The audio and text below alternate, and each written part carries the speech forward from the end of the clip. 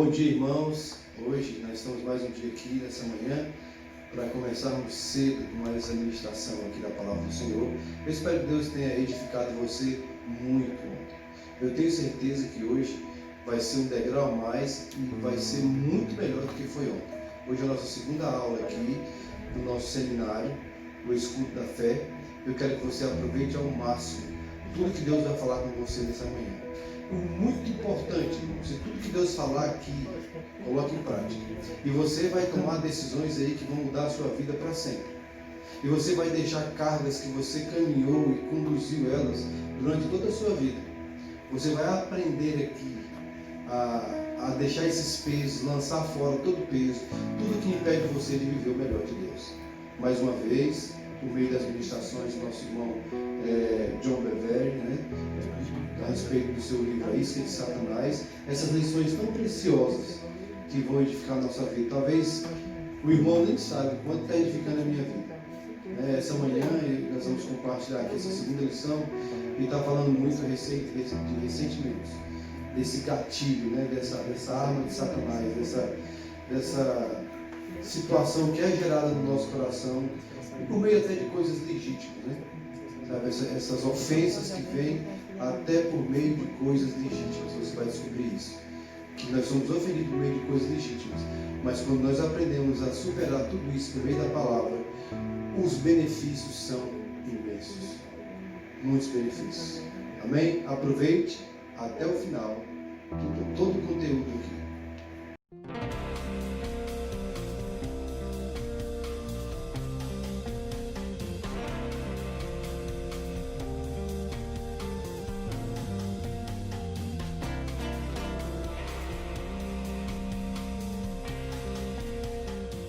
How many of you have ever received unfair treatment? Jesus said it is impossible that no offenses should come. Do you have the right to be offended? Offense is a snare, a trap. An offense is the bait of Satan. The Bait of Satan. John Bevere's best-selling book has changed lives all over the world. God's word, His promise, will always come to pass as long as you don't get offended. And now, John Bevere Ministries presents the Bait of Satan curriculum, a 12-part series designed to free you from the snare of offense. What you do with the offense will determine your future. Eu aprendi que de todas as pessoas ofendidas que você encontra na igreja, você pode dividir em duas categorias, certo? Categoria número 1 são aqueles que foram genuinamente maltratados, certo? Categoria número 2 são aqueles que pensam que foram maltratados, mas na verdade não foram. Agora, a categoria número 2 são pessoas que normalmente têm informações imprecisas.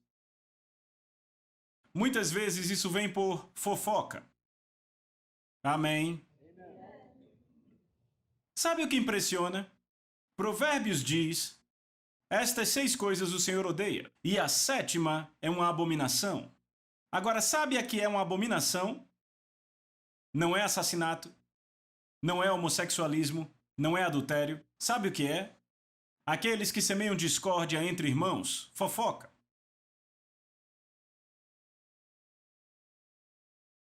A fofoca deve ser tratada como arsênico, é veneno. Seus ouvidos não são latas de lixo. O seu coração não é um aterro sanitário. Guarde-o. Cuide do que você está ouvindo.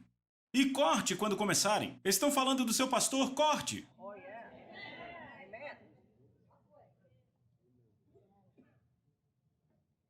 Estão falando do seu cônjuge? Corte. Estão falando do seu pai? Corte. Estão falando do seu amigo? Corte. Estão falando de um irmão em Cristo? Corte. Amém? A não ser que tenham provas. E normalmente a Bíblia diz que haja 2 testemunhas com a prova. Se for um presbítero, um líder. Amém? Se você olhar para essa segunda categoria de pessoas que acham que foram maltratadas, normalmente elas têm informações imprecisas ou, ouçam, elas têm informações precisas, mas discernem incorretamente. Repita, discernir. Sabia que tem que aprender a discernir? O discernimento está enraizado no amor de Deus.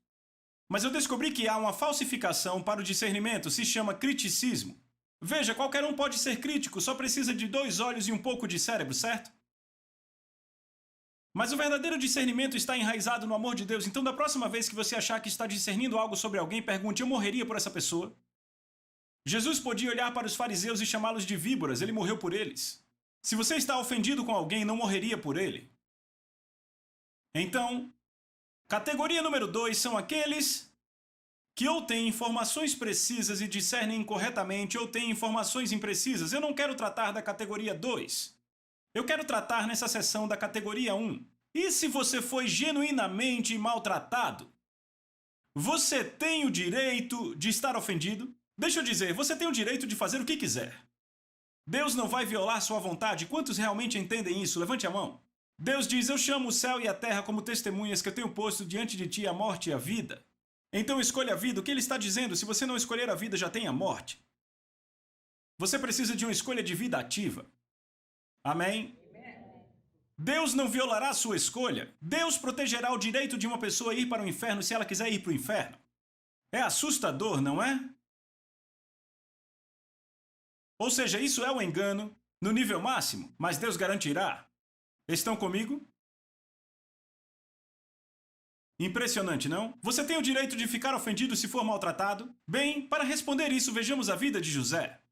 Eu quero passar pela vida de José com você, a maioria conhece a história, mas sabe, eu quero passar por ela com vocês e quero destacar alguns pontos que eu acho que são belas verdades para o tempo de hoje.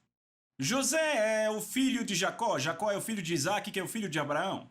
José é o filho número 11, sabe, Jacó teve 12 filhos. Eu olhei para a Lisa uma vez, temos 4 filhos, eu disse: querida, eu realmente queria 12 filhos. Eu disse: sabe por que Jacó teve 12 filhos? Ela me olhou com aqueles olhos de metralhadora e ela disse: ele também teve 4 esposas. Eu disse: tudo bem, querida, entendi, eu estou feliz com os 4. Então vejamos, José era o filho número 11. Agora, os irmãos de José não gostavam muito dele. Quantos sabem disso? Por quê? Porque Jacó preferia José e deu a ele uma túnica colorida. Então um dia José vai dormir e Deus dá a ele um sonho. E neste sonho ele vê todos os feixes ajoelhados ao redor dele. Os feixes eram seus irmãos. E Deus mostrou a ele nesse sonho que ele seria um líder e seus irmãos o serviriam. Então, quando ele acordou do sonho, ele imediatamente compartilhou empolgado com seus irmãos. Bem, eles não compartilhavam do entusiasmo dele, ok? Então ele vai dormir de novo e tem outro sonho no qual o sol, a lua e as estrelas se curvam diante dele. Ele diz: ora, não só meus irmãos se curvarão diante de mim, mas meu pai e minha mãe. Então agora se iraram contra ele, iraram-se de verdade, odiaram ele. Então os outros 10 irmãos saem para o campo, e quando eles saíam com os rebanhos, andavam grandes distâncias. Não estamos falando de algo à vista, mas quilômetros de distância. Então eles saem e Jacó diz a José: eu quero que você vá e veja como estão seus irmãos e leve alguns suprimentos para eles. Então José vai, procura seus irmãos e finalmente encontra onde eles estão. E quando os irmãos o veem vindo, eles dizem: ah, lá vem o senhor líder. Lá vem o homem que governará sobre nós. Então de repente eles se olham e dizem: peraí, vamos matá-lo? Então ele não governará sobre nós. Vamos ver ele tentar governar morto. Sabe o que eles fazem? Quando ele vem, eles o pegam, rasgam a túnica colorida dele e o lançam em um poço fundo para morrer. Para aqueles que não sabem, o poço é o lugar onde os pregadores treinam, ok? Trocadilho com as letras da palavra poço em inglês. Então o lançam nesse poço e agora estão todos felizes. Eles se deleitam dizendo: ok, não precisamos mais ouvir esse cara falando de liderança e tudo mais. Ha! E eles se alegram. Agora, algumas horas mais tarde, eles veem uma caravana de ismaelitas vindo pela estrada, indo para o Egito para vender escravos. E Judá, o 4º irmão, diz aos irmãos: ei, caras, peraí. Se deixarmos ele apodrecer naquele poço, não ganhamos nada com isso. Mas se o vendermos como escravo, ele já estará morto. Porque ser vendido como escravo para outro país nunca mais o veriam. E ainda fariam dinheiro. Então, eles o venderam como escravo para a caravana de ismaelitas por 20 peças de prata. Agora, amigos, ouçam. Os irmãos estavam ofendidos com José, então o traíram. Estão comigo? A ofensa leva à traição. Certo, eles já estavam no estágio do ódio, mas apareceu a oportunidade da traição. Então agora José é levado ao Egito, ele é vendido como escravo para um homem chamado Potifar. Potifar era um dos oficiais do faraó. José agora será escravo pelos próximos 10 anos desse Potifar, esse egípcio. E a questão é, você tem que entender, então ouça com atenção, eu sei que a maioria aqui conhece a história, e você sabe o final. Mas por favor, se coloque no lugar de José, você não sabe o final. Você apenas sabe que seus próprios irmãos acabaram de destruir sua vida. Porque vocês têm que entender, irmãos, nós do Ocidente não relacionamos isso. Naquele tempo, era tudo para um homem ter um filho. Na verdade, os homens às vezes, vejam, eu não sou dessa forma, é como eles eram. Quase ficavam deprimidos com filhas. Porque basicamente você a venderia por 5 camelos e ela ia embora, ok? Mas os filhos levavam seu nome, levavam sua herança, estão comigo? Certo? Agora era tudo para um filho carregar o nome do seu pai como herança. Estão comigo? Uma coisa é quando você nasce escravo e nunca saberá como é ser herdeiro de um homem rico. Outra coisa é quando você é herdeiro de um homem rico com aliança com Deus Todo-Poderoso e seus próprios irmãos roubam isso de você e agora você é escravo, porque quando se é vendido como escravo para outro país, você casa com uma mulher, ela se torna escrava, seus filhos serão escravos, você perdeu sua herança completamente. Era quase como, ouçam o que eu digo, era quase como José fosse um morto-vivo. O que seus irmãos fizeram com ele, na mente deles, na cultura deles, foi muito pior do que matá-lo. Porque agora ele tem que viver como um homem morto. Ele tem que viver o resto da sua vida pensando o que eu poderia ter, mas por causa dos meus irmãos eu não tenho. Estão comigo? Então agora ele está na casa de Potifar há 10 anos e não há nenhuma indicação do seu pai vir resgatá-lo porque ele sabe que provavelmente seus irmãos disseram que ele estava morto. Ele deve tê-los ouvido planejar quando encharcaram aquela túnica no sangue de um carneiro. Ele pensava, meu pai acha que eu estou morto. Eu não tenho esperança aqui. A não ser por um sonho que Deus me deu. É a única coisa que ele tem. E eu amo esse homem porque ele passou 10 anos e não havia igreja, não havia grupo familiar, não havia Bíblia, nada, e ainda assim não o vemos reclamando e nunca o vemos desobedecendo. Então as coisas começam a acontecer porque José está obedecendo a Deus e Potifar dá a ele cada vez mais responsabilidades e ele acaba cuidando de toda a casa. Então Deus começa a abençoá-lo. Mas por baixo da bênção há algo muito maligno acontecendo, e é o seguinte, a esposa de Potifar se apaixona por José. Ok? Ela quer cometer adultério com ele. Ela queima de lascívia por ele. Então a Bíblia diz que ela começa a se aproximar dele diariamente. Repita, diariamente. Não uma vez. Não 2 vezes, todo dia. Agora, ela se veste com o melhor e usa o melhor perfume. E tem um espírito sedutor até a bola do olho. Entendem? Todo dia ela vai a ele, não, eu não vou pecar contra o meu Deus. Eu amo o temor por Deus desse homem. Ele obedeceu, ouça, ele está obedecendo depois de 10 anos, mesmo sem ter visto nenhum sinal da promessa acontecendo. Estão comigo? E então ele continua, não. Finalmente um dia eles estão sozinhos na casa, todos saíram, e ela o pega pela túnica. Deite-se comigo. Ele diz, Deus me livre de pecar contra Deus e seu marido. E ele faz o que a Bíblia diz, ele foge da imoralidade sexual, certo? E quando ele sai da casa, a túnica rasgada, ele sai correndo nu. Ela é uma mulher devassa. Então agora ela está irada. Então ela grita estupro. Então exatamente daquilo que ele está fugindo, ele é acusado. E o que acontece? Potifar o manda para a prisão, o calabouço de Faraó. Agora, olhe para mim, por favor. Quando você pensa no calabouço de Faraó, a prisão, não pense nas nossas prisões hoje. Eu já preguei em muitas prisões. E eu quero dizer isso, nossas prisões nos Estados Unidos são clubes de campo, comparados ao calabouço. Eu estive num calabouço no Oriente Médio, fisicamente estive lá. Normalmente eram cisternas vazias debaixo da terra, às vezes o teto tinha apenas 1,5 metros de altura. Muito úmido e muito escuro. E sabe o que a Bíblia diz em Salmo 105? Eles puseram seus pés em ferros e seu pescoço em correntes, e eles o machucaram com essas correntes. Não é lugar para camping, certo? Ele fica no calabouço por 2 anos. Agora eu quero que você pare e pense nisso. Ele chegou no ponto mais baixo de um homem. Há 12 anos atrás, Deus lhe deu um sonho. Ele seria um líder e seus irmãos se curvariam a ele.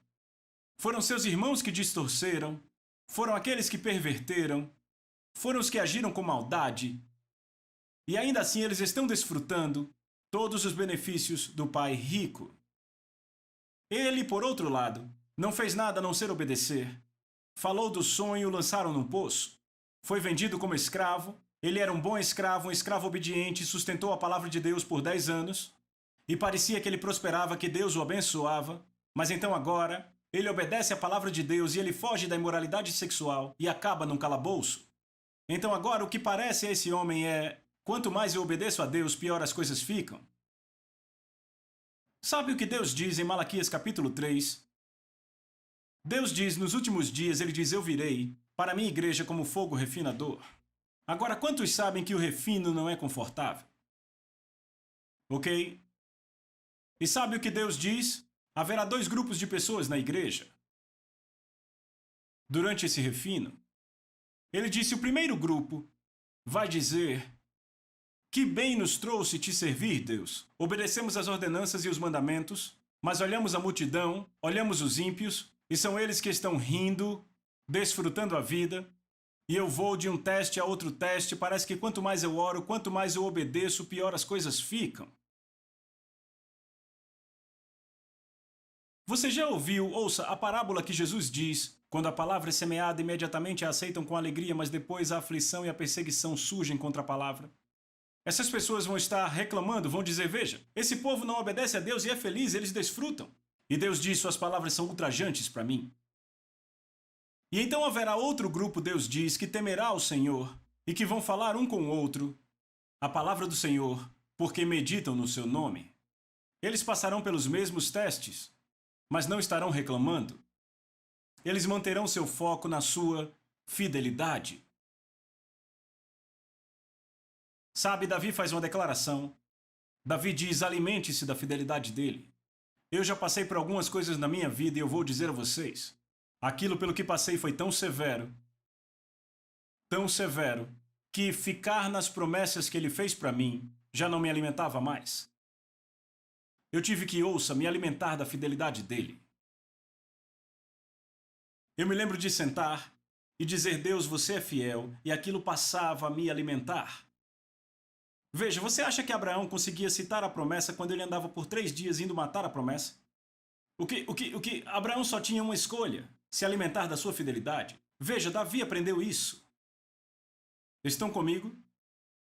Então aqui está José no calabouço. Você imagina o que passou pela mente daquele homem? Você imagina os pensamentos com os quais ele dormia? Deus, tudo que eu fiz foi te obedecer, e quanto mais te obedeço, pior fica. Vejo meus irmãos, eles são os maus e ainda assim desfrutam das suas bênçãos. Você imagina os pensamentos com os quais ele tinha que lutar? Você tem que entender, você está num calabouço por 2 anos. Você tem muito tempo para pensar. Cada pedaço da sua liberdade foi tomado, no entanto, ouça, apenas uma liberdade não foi tomada, sabe qual? Sua habilidade de responder corretamente. Não ficar ofendido. Estão comigo? Amigos, deixa eu dizer isso. José poderia facilmente ter aceito os pensamentos de o que seria. E se eu não tivesse esses irmãos maus? E se eu não tivesse contado o sonho? Sabe, eu passo por isso o tempo todo. As pessoas dizem: sabe, a vida teria sido muito melhor para mim se meu ex-marido não tivesse feito isso. Se meus pais fossem normais, eu não teria os problemas na família que tenho. Se o meu pastor tivesse reconhecido os meus dons, eu não teria passado por esses problemas. Se o meu pastor tivesse me reconhecido, eu estaria muito melhor hoje. Você já ouviu pessoas falando: e se? Posso dizer algo? Ouça o que eu vou dizer. Ninguém, nenhum homem, nenhuma mulher, nenhuma criança, nenhum diabo pode tirar você da vontade de Deus.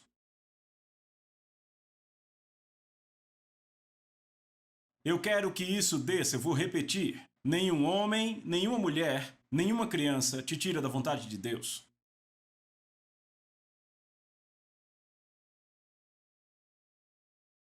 Os irmãos de José disseram algo, eu tenho escrito aqui.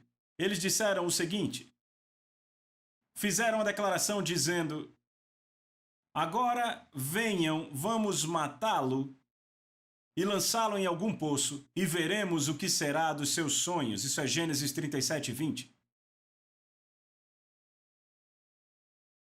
Foi o que disseram. Vamos destruir o chamado na vida dele. Ninguém destrói o chamado de Deus. Só uma pessoa pode fazê-lo. Todos, pegue o seu dedo e aponte para você. Você é o único que pode destruir o chamado de Deus em sua vida. Os filhos de Israel foram chamados para ir herdar a terra prometida. Eles ficaram reclamando por um ano. E foi a vontade de Deus que eles ficassem no deserto por um ano depois de sair do Egito. Porque um ano depois foi quando Deus disse a Moisés: envie os espias à terra prometida. Então por um ano ficaram reclamando. Agora eu vou dizer algo a você, olhe para mim. Deus odeia reclamação. E você deve tratar a reclamação como veneno. Porque é exatamente o que é. Sabe o que a reclamação diz a Deus? Deus, eu não gosto do que você está fazendo na minha vida. Se eu fosse você, eu faria diferente.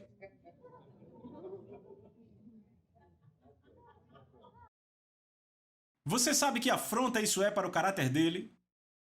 Você sabe o que está dizendo? Está dizendo: Deus, você é um incompetente, eu queria ser você, porque então eu ia fazer melhor. Isso é rebelião. Isso é falta de temor do Senhor. Você nunca vê José reclamando. Veja, no livro de Malaquias é o que estavam fazendo, reclamando. Que bem há em obedecermos? Parece que quanto mais obedecemos, pior fica. Mas é o que a Bíblia diz: quando a palavra for semeada é que a aflição vem. Estão comigo? A perseguição virá por causa da palavra. Sabe, olhe para Moisés, quando ele leva a palavra de Deus para o faraó, o que ele faz? Aumenta a dificuldade do povo. Agora vocês terão que trabalhar dobrado, eu não quero nem saber. Então o povo diz: Moisés, pare de pregar. Sua pregação piora a nossa vida. Vamos trabalhar mais agora. Bem-vindos à vida. Quando você toma a decisão de que você vai com Deus, adivinha? O fluxo do mundo é contrário ao fluxo do reino. E você vai encontrar resistência e oposição. Como você lida com essa resistência e oposição determinará seu futuro. Porque a palavra de Deus prometeu que tudo isso vai passar, contanto que você não fique ofendido.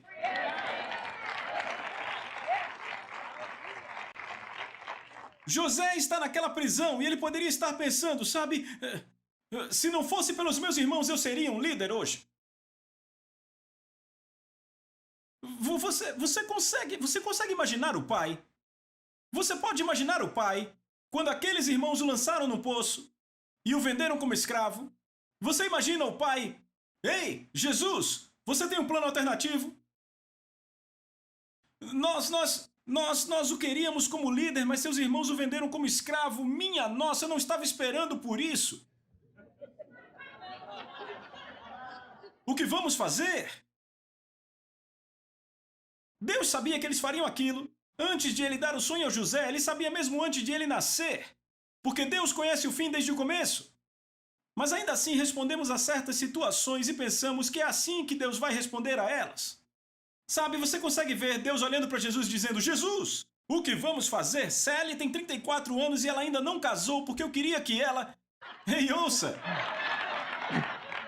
Porque eu queria que ela casasse com o Jim, mas Mary, a melhor amiga dela, fofocou dela para o Jim e o Jim não casou com ela. Minha nossa, temos outro solteiro disponível para casar com ela? Ah, por favor, Jesus. Tem que ter alguém. Não é assim. Você acha que é assim que Deus responde? Jesus, o que a gente vai fazer? Fred foi demitido? Minha nossa, despediram ele. Será que tem outro emprego disponível para ele aqui?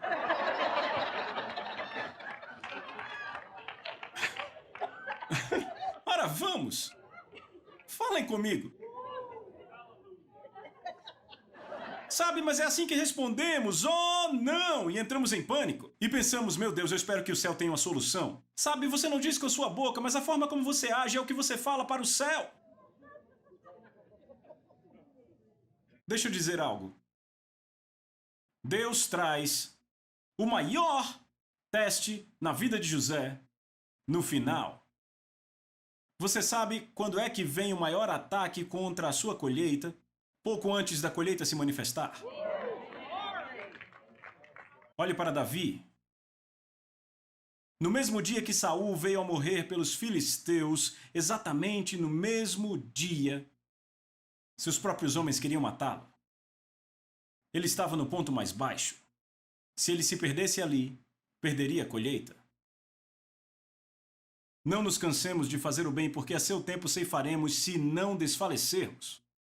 Há um se aí, se não desfalecermos. Por isso que às vezes eu fico, Deus, você é fiel, porque tudo que eu tenho que fazer é permanecer obediente para a colheita. Então Deus traz o maior teste para José do seu temor pelo Senhor. Bem no final, sabe o que ele faz? Ele traz 2 caras para falar com ele. Um padeiro e um copeiro. E os caras querem ser ministrados. José poderia fazer como muitos na igreja e dizer, ei, ouça, você tem problemas, eu tenho problemas, deixe-me em paz. Vai orar. Aqui está a Bíblia, vai ler.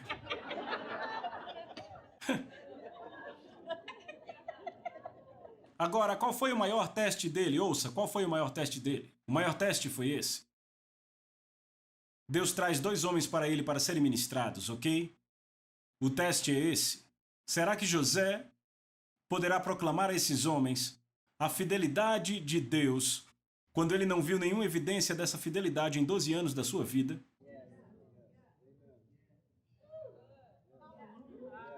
Vamos, 12 anos atrás ele teve um sonho do céu que disse que seus irmãos o serviriam. E ele não viu nada disso. Porque sendo um escravo estrangeiro lançado no calabouço por estuprar a mulher de um oficial do rei, te deixam lá para apodrecer. Matar você é muito fácil. Eles querem que você sofra. Então te dão água e pão suficiente para você viver porque querem que você sofra. Num buraco úmido, amarrado a correntes. Ele pode proclamar a fidelidade de Deus a esses homens, quando cada vez que ele obedeceu a Deus ficou pior e parecia que o sonho não aconteceria? Se ele fosse como muitos crentes, amargos com Deus, ofendidos com Deus, ele não teria ministrado a eles, ouça. E daquele lugar ele nunca sairia. Sabe o que impressiona? Se José tivesse escolhido ficar ofendido com Deus e ficar ofendido com seus irmãos, ele diria naquele calabouço, quando eu sair daqui os matarei. Sabe o que é impressionante? Se ele os tivesse matado, teria matado 10 tribos de Israel, incluindo Judá, de onde Jesus e Davi vieram. Sabia que você vai ver esses caras no céu?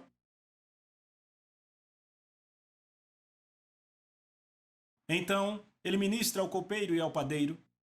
Deus restaura o copeiro. O padeiro é decapitado, o copeiro é restaurado. E um pouco depois, Faraó tem um sonho. E o copeiro diz, eu lembro desse homem, esse garoto hebreu que andava com Deus na prisão. José é trazido, interpreta o sonho. Faraó faz dele o número 2 no comando de todo o Egito. E a fome domina todo o mundo, e lá vem os irmãos de José. E o que ele faz? Ele os abençoa. Se ele tivesse ofendido com eles, ele os teria matado e Faraó não faria nada, porque eles não eram nada para Faraó. Ele podia ter feito, tinha poder, mas ele usou o seu poder para servir, para abençoar. Isso é mansidão, amigos. O que Deus estava fazendo em José naqueles 12 anos foi desenvolver seu caráter para que soubesse lidar com a liderança que iria receber.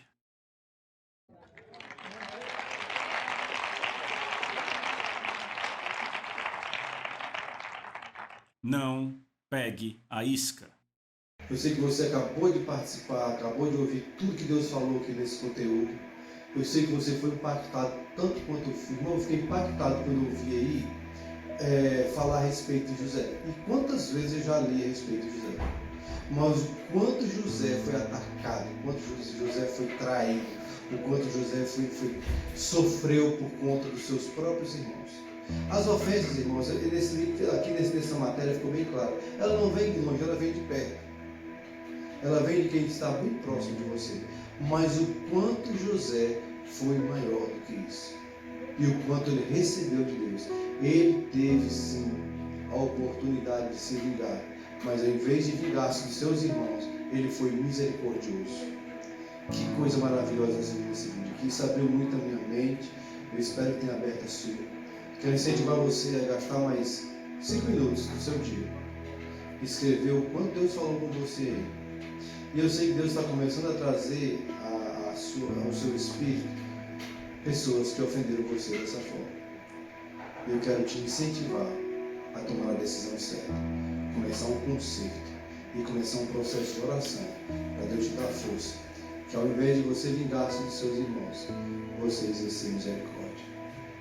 Amém? Quero orar por você nesse momento. Pai, eu oro por cada irmão que participou dessa manhã, que o Senhor falou com eles, que estão abertos para ouvir a Tua voz, e que o Senhor está sacudindo as suas estruturas, que está sendo, Senhor Deus, ali movido de um lado para o outro, coisas, Senhor Deus, que não ajudam, que tem impedido esse irmão e essa irmã de serem felizes, de viver completamente a Tua vontade. Eu os abençoo nessa manhã para que eles possam tomar posse, Senhor Deus, de toda a palavra de Deus.